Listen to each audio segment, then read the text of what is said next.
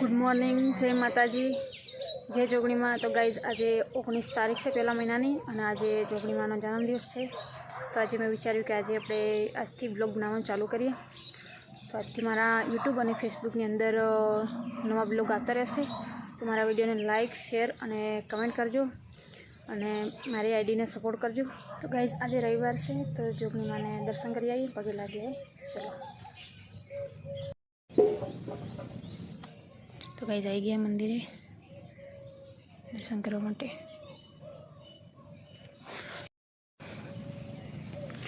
तो गाइस फूल चढ़ाइए माता जी ने।